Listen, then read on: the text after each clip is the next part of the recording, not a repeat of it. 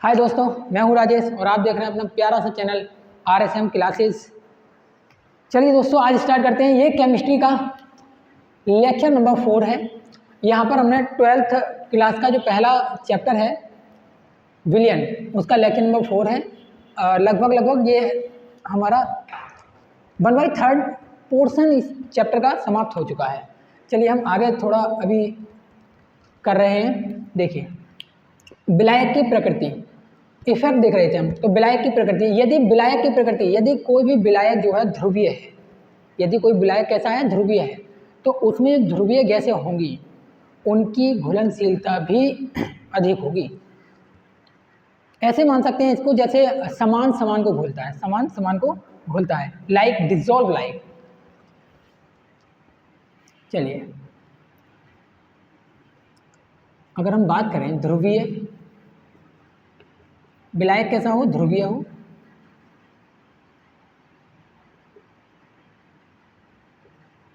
विलायक यदि ध्रुवीय विलायक है और गैसें कैसी हैं,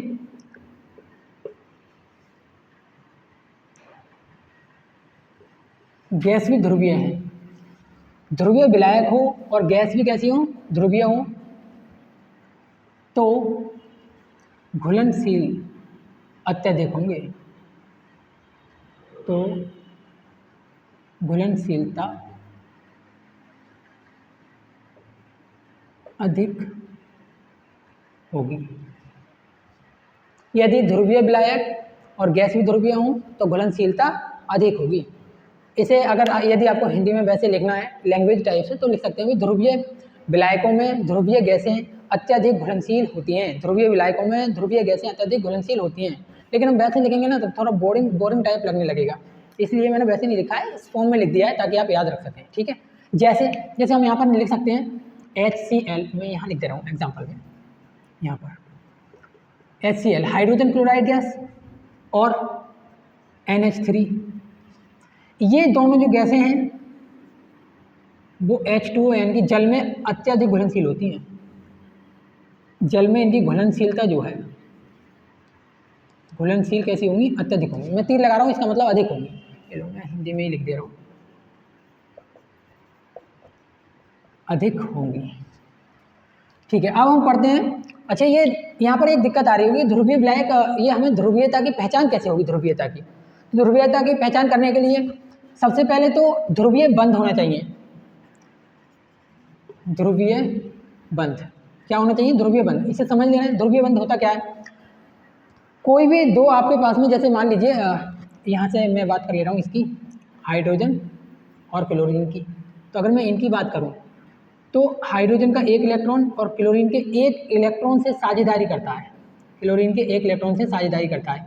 यहाँ मैं कट कर दे रहा हूँ, इनको इलेक्ट्रॉन को जो है बीच में रहना चाहिए, लेकिन बीच में ना रहकर ये किसकी तरफ सरक जाते हैं, मोर इलेक्ट्रोनेगेटिव एलिमेंट की ओर सरक जाते हैं, मोर इलेक्ट्रोनेगेटिव। अब ये इलेक्ट्रोनेगेटिव क्या होता है ये समझ लो। देखिए, इलेक्ट्रोनेगेटिव याद करने के लिए ऐसे याद रखो आप, फोन्सल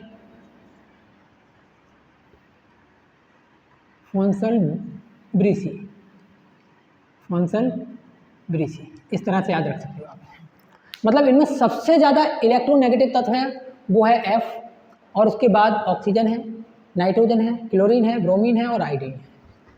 ये है इलेक्ट्रोनेगेटिव तत्वों को याद रखने के लिए आप इसे ऐसे याद रख लो, फोन्सल ब्रीसी, इस तरह से याद हो जाएगा। जो अत्यधिक इलेक्ट्रोनेगेटिव होगा वो कम इलेक्ट्रोनेगेटिव के इलेक्ट्रॉन को अपनी ओर थोड़ा सा आकर्षित कर लेता है, पूरी तरह से नहीं करता, क्योंकि इनमें तो साझेदारी हो रही है ना एक एक इलेक्ट्रॉनों की।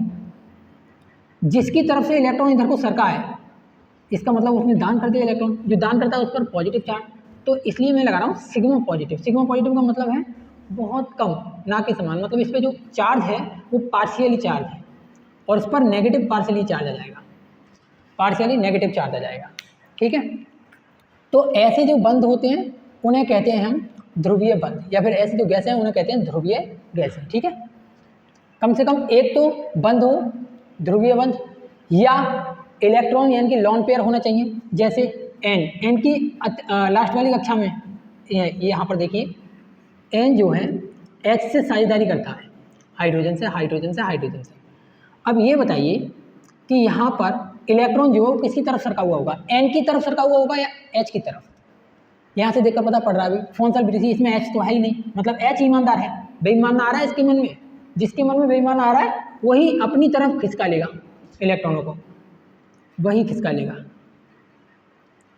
और जो खिसका रहा है उस पर आएगा भाई डेल्टा नेगेटिव चार्ज, और जिसकी तरफ से जा रहा है उस पर आएगा डेल्टा पॉजिटिव चार्ज। तो मैं आपको बता रहा हूँ ध्रुवीय बंद होना चाहिए और उस पर लोन पेयर होना चाहिए। क्या होना चाहिए? लोन पेयर, इलेक्ट्रॉन यानी एकाकी युग्म। इसकी लास्ट वाली कक्षा में 5 इलेक्ट्रॉन होते हैं, 3 ने तो साझेदारी बना ली किसके साथ में, हाइड्रोजन के साथ में। 3 इलेक्ट्रॉनों ने हाइड्रोजन के एक एक इलेक्ट्रॉन के साथ साझेदारी बना ली, एक जोड़ा बच गया, इसी को कहते हैं लोन पेयर। लोन पेयर, इससे ये पता पड़ जाएगा ये ध्रुवीय गैसें हैं। ठीक है, अब आगे बढ़ते हैं हम। ताप का प्रभाव, देखिए ताप का प्रभाव जरा सी देर में याद हो जाएगा। यदि टेम्परेचर बढ़ा, यदि टेम्परेचर ज़्यादा होगा, ताप, यहाँ पर मैं टेम्परेचर को ना कैपिटल टी से शो कर दे रहा हूँ, कैपिटल टी से ही शो करूँगा टेम्परेचर को जहाँ भी करूँगा। तो यदि टेम्परेचर ज़्यादा हुआ, यदि टेम्परेचर ज़्यादा हुआ तो उस विलयन में घुलनशीलता कम होगी, उस विलयन में गैस की जो घुलनशीलता है वो क्या हो जाएगी, कम हो जाएगी। मैं लिख दे रहा हूँ गैस की घुलनशीलता, घुलनशीलता कम हो जाएगी। टी को नीचे की ओर लगाना है, मतलब कम हो जाएगी। टेम्परेचर बढ़ेगा, घुलनशीलता कम होगी। रीजन क्या होगा? रीजन हो जाएगा, क्योंकि ये जो अभिक्रिया होगी वो ऊष्माक्षेपी होगी, क्योंकि अभिक्रिया ऊष्माक्षेपी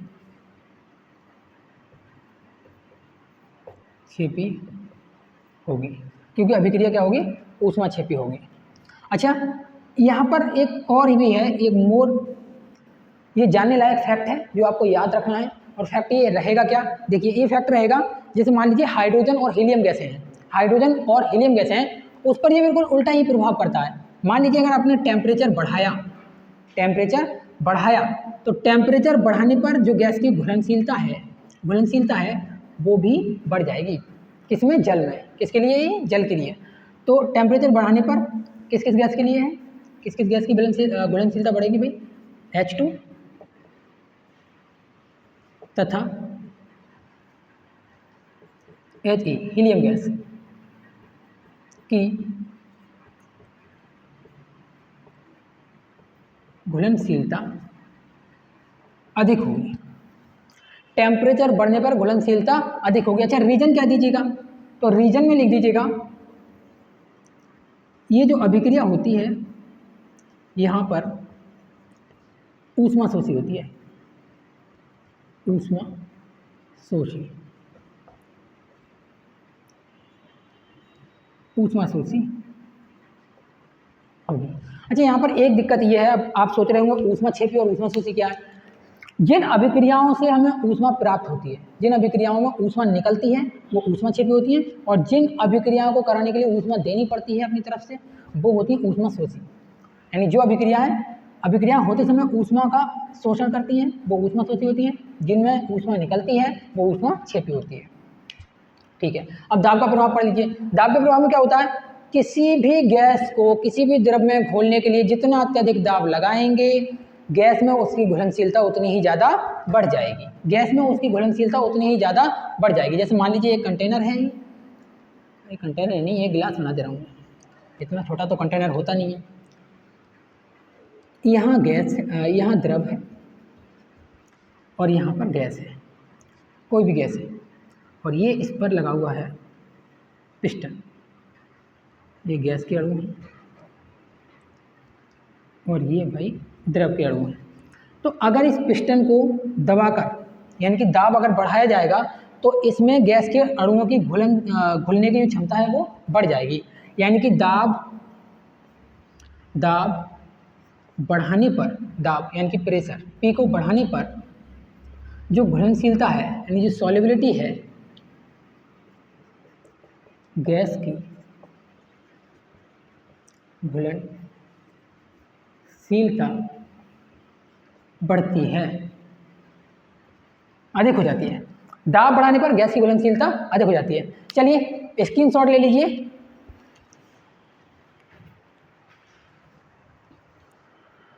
ठीक है दोस्तों, स्क्रीनशॉट ले लिया होगा। अच्छा, अगर इन्हें हिंदी में लिखना हो तो कैसे बढ़ाएंगे भाई? दाब बढ़ाने पर गैस की घुलनशीलता बढ़ती है। दाब बढ़ाने पर गैस की घुलनशीलता बढ़ती है। टेम्परेचर बढ़ाने पर गैस की घुलनशीलता कम होती है, क्योंकि यह अभिक्रिया ऊष्माक्षेपी होगी। अच्छा, यहाँ पर एक अपवाद मिल जाता है जिसको आपने नोट के तौर में याद कर लिया है भाई। टेम्परेचर बढ़ाने पर हीलियम और हाइड्रोजन गैस की घुलनशीलता बढ़ती है, क्योंकि यह अभिक्रिया कैसी होती है? ऊष्माशोषी अभिक्रिया होती है। ठीक है, अभी मैं इनको मिटा दे रहा हूँ और इसके बाद में अब हम पढ़ेंगे हेनरी का नियम। इंपॉर्टेंट है, मोस्ट इंपॉर्टेंट। इस बार नहीं आया है, लेकिन अगली बार इसका चांसेस ज़्यादा रहेगा आने के लिए यूपी बोर्ड से। और बोर्ड का तो मुझे पता नहीं कैसे कैसे कहानियाँ चल रही हैं, लेकिन यूपी बोर्ड से इसका चांसेस अगली बार ज़्यादा रहेगा। ऊपर तो रह गया। चलिए दोस्तों, हेनरी का नियम, अभी जो लास्ट वाला पॉइंट था उसी से हेनरी का नियम बहुत आसानी से क्लियर हो जाएगा। देखिए,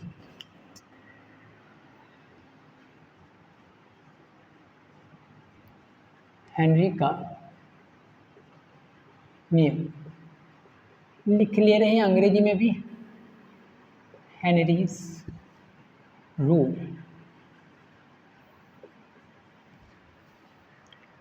हेनरी का नियम क्या कहता है? पहले तो हम डेफिनेशन लिख ले रहे हैं, तो इसको पढ़ना बहुत इजी हो जाएगा। इस नियम के अनुसार, इस नियम के अनुसार, बहुत आसान है। इसे बोलेंगे हम आंशिक दाब, और आंशिक दाब जो है वो समानुपाती होगा काई के। काई मतलब एक्स के नाक कान टेढ़े कर दो, बस काई बन जाएगा। और ये किसका होगा भाई? ये काई है क्या? ये है मोल अंश। क्या है भाई? मोल अंश। बताऊंगा ये मोल अंश क्या होता है, या इसे मोल प्रभाज भी कहते हैं दोस्तों, इसे मोल प्रभाज भी कहते हैं, या इसे मोल भिन्न भी कहते हैं, मोल फ्रैक्शन।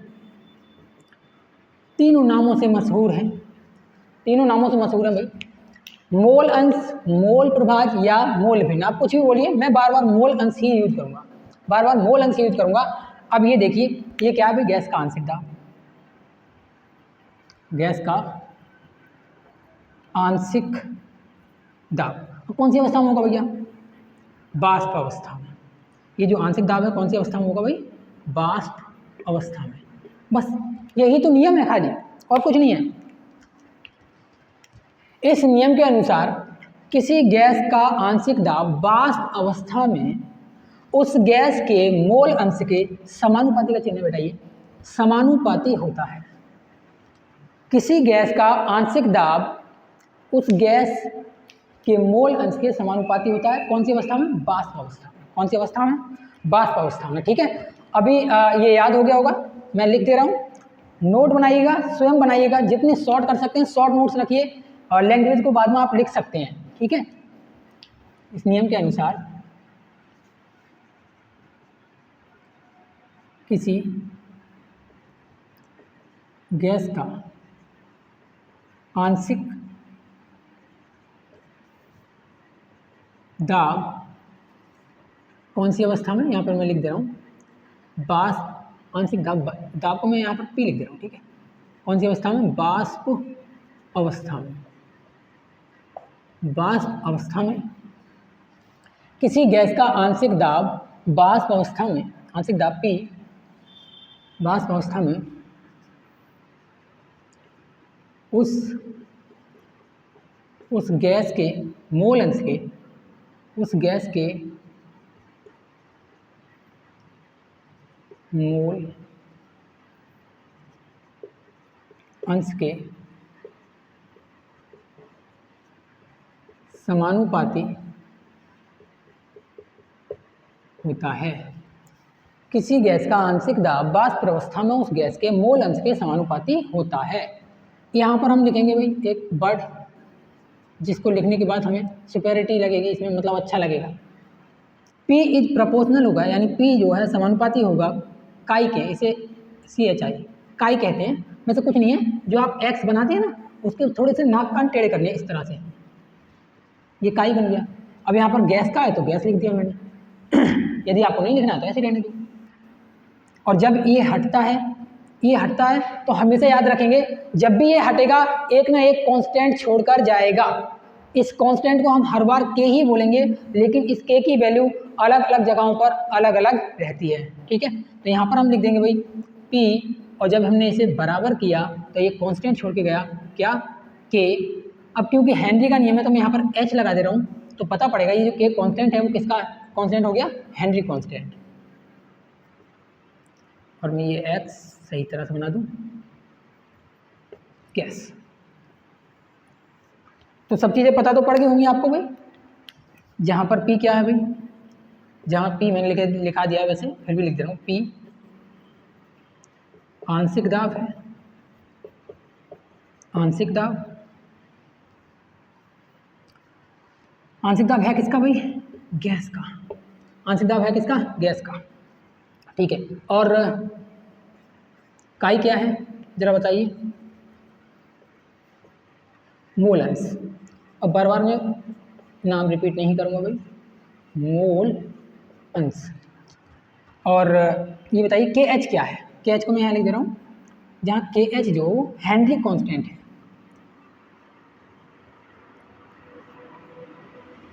हेनरी नियतांक है। के एच क्या है, हेनरी नियतांक, हेनरी नियतांक है। चलिए स्क्रीनशॉट ले लीजिए, फिर मैं इसे मिटा दूंगा।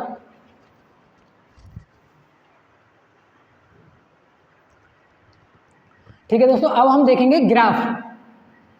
ग्राफ देखेंगे पी और मोल अंश के सापेक्ष ग्राफ देखेंगे। तो ग्राफ क्या रहेगा, देखिए जरा।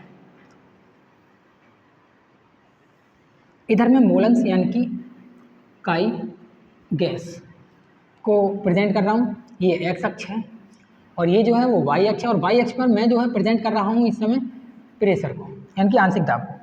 तो इनके बीच में जो ग्राफ बनता है वो एक सरल रेखा में बनता है। इनके बीच जो ग्राफ बनता है वो बनता है एक सरल रेखा में, और सरल रेखा में ग्राफ बनता है। और ये किसका ग्राफ बन रहा है भाई, ये आया था P बराबर के एच काई गैस। अगर मैं इसकी तुलना करूं y बराबर m x से, तो यहाँ मुझे पता पड़ता है ये जो m है उसे प्रवणता कहते हैं, और m जो है वो किसके बराबर होगा, यहाँ पर भाई के h से सीधे तुलना करेगा। तो मैं बोल सकता हूँ यहाँ जो प्रवणता होगी इस ग्राफ की, यानी कि जो प्रवणता यानी कि जिसे हम ढाल बोलते हैं, प्रवणता को ढाल बोलते हैं। मैथमेटिक्स में वैसे आपको ये पढ़ने के लिए मिलेगी। तो ढाल जो है वो बराबर होगी के एच के, ढाल जो है वो किसके बराबर होगी भाई, के एच के। ठीक है, ठीक है, अब मैं इसे मिटा दे रहा हूँ, रफ कर दे रहा हूँ। आप ये ग्राफ बनाना चाहें तो बना सकते हैं। ये दोस्ती हम नहीं छोड़ेंगे भाई, बिल्कुल नहीं छोड़ेंगे। जब तक मैं पढ़ाता रहूँ तुम पढ़ते रहना, दोस्ती नहीं छूट सकती बिल्कुल भी।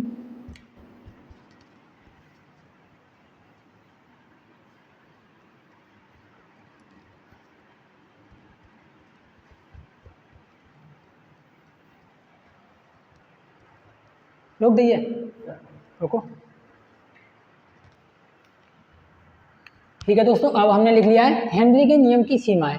ये भी इंपॉर्टेंट है भाई, इसको जरूर लिख लें, याद ही कर लेंगे, याद कर लेंगे। और याद करना बड़ा आसान है। पहले दाब होना तो चाहिए भाई, जितना दाब बढ़ाएंगे, ऐसे मैंने बोला था भाई दाब जो होता है मोल अंश के समानुपाती होता है, लेकिन इतना भी ना करते कि दाब बहुत ज़्यादा अधिक कर दे। यदि दाब बहुत अधिक कर दिया तो फिर ये नियम कार्य नहीं करेगा। तो दाब बहुत अधिक ना हो, अधिक हो कोई बात नहीं, लेकिन बहुत अधिक ना हो, बहुत अधिक ना हो। नंबर 2 पर ताप, जिसे आप टेम्परेचर बोलते हैं, टेम्परेचर बहुत कम ना हो, ताप बहुत कम ना हो। अच्छा, मैं कैसे याद रखूँगा इनको, दाब बहुत अधिक ना हो, ऐसे ही। टेम्परेचर T बहुत कम ना हो, T बहुत कम ना हो, ऐसे याद रख लेंगे। और अगला आ जाएगा कम घुलनशील गैसों के लिए ही ये नियम कार्य करता है। कम घुलनशील गैस, गैस जो है वो विलायक में कम घुलनशील होनी चाहिए, होनी चाहिए। गैस विलायक में बहुत कम घुलनशील होनी चाहिए,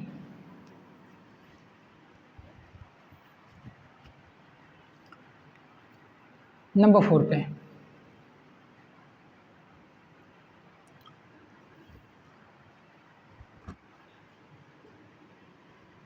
नंबर 4 पे हो जाएगा आपका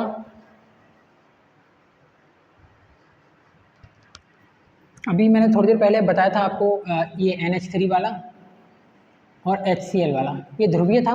ये ध्रुवीय गैसें क्या होती हैं, जल में ज़्यादा घुलनशील होती हैं, तो हम बोल सकते हैं भाई NH3 और HCl जल में अधिक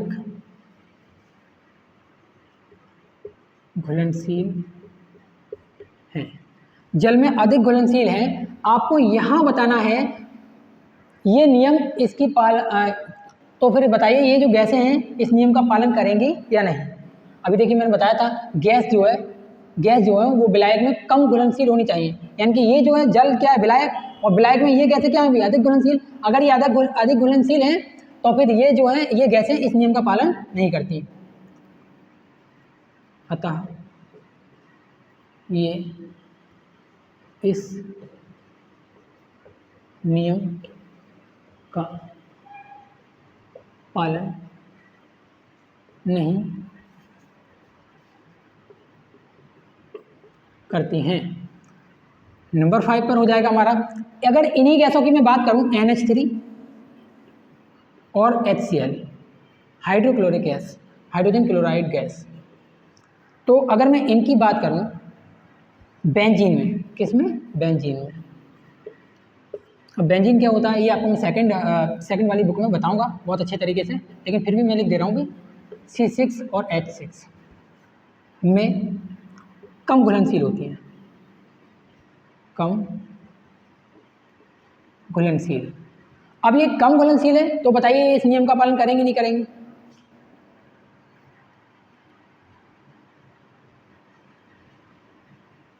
अतः इस नियम का पालन करेंगे। कौन करेंगी, अतः ये वाली जो गैसें हैं बेंजीन के लिए इस नियम का पालन करेंगी, लेकिन ये जो गैसें हैं जल के लिए इस नियम का पालन नहीं करेंगी। आप एक काम कीजिए, ऐसे स्क्रीनशॉट ले लीजिए, ले लिया स्क्रीनशॉट। देखिए लाइट भी चली गई, सही टाइम पे ही गई है बिल्कुल, अपना भी लेक्चर हो गया पूरा। अब देखिए यदि आपको पढ़ाया हुआ सब समझ में आया बहुत अच्छे तरीके से, और मैंने सुना है कि बच्चे जो है न्यूमेरिकल में बहुत डरते हैं, आपने मेरे साथ सीखते जाइए, वादा है मेरा न्यूमेरिकल मैं करवाऊंगा आपको, बहुत अच्छे तरीके से करवाऊंगा। तब तक के लिए goodbye, tata, thanks for watching this video.